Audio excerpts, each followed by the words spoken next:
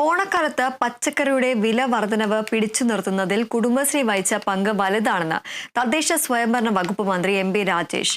ഓണക്കാലത്ത് കുടുംബശ്രീയുടെ നേതൃത്വത്തിൽ നടത്തിയ കൃഷിയിൽ നിന്ന് 1378 ടൺ പച്ചക്കറി ലഭിച്ചു. പച്ചക്കറി, പൂക്കൃഷി, ഓണസദ്യ എന്നിവയിലൂടെ ഓണക്കാലത്ത് കുടുംബശ്രീയുടെ വിറ്റുവരവ് 40.4 കോടി രൂപയാണെന്നും ആധുനിക സംരംഭങ്ങളുടെ ഭാഗമായി കുടുംബശ്രീ മാറുന്നതായും എം.പി. രാജേഷ് പറഞ്ഞു. സംസ്ഥാനത്തെ 617 കുടുംബശ്രീ CDSകളുടെ IS സർട്ടിഫിക്കേഷൻ പൂർത്തീകരണ പ്രഖ്യാപനം കൊല്ലത്ത് ഉദ്ഘാടനം ചെയ്യുകയായിരുന്നു മന്ത്രി.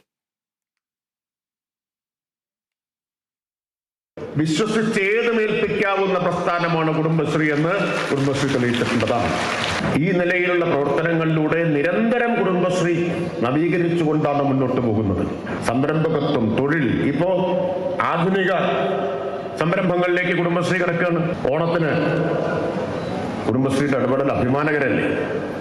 8913 ഏക്കറിലാണ് കുടുംബശ്രീ പച്ചക്കറി കൃഷി നടത്തിയത്. 1378 ടൺ പച്ചക്കറിയാണ് ഈ ഓണത്തിന് കുടുംബശ്രീ ഉണ്ടാക്കിയത്. ഇത്തവണത്തെ ഓണക്കാലത്തെ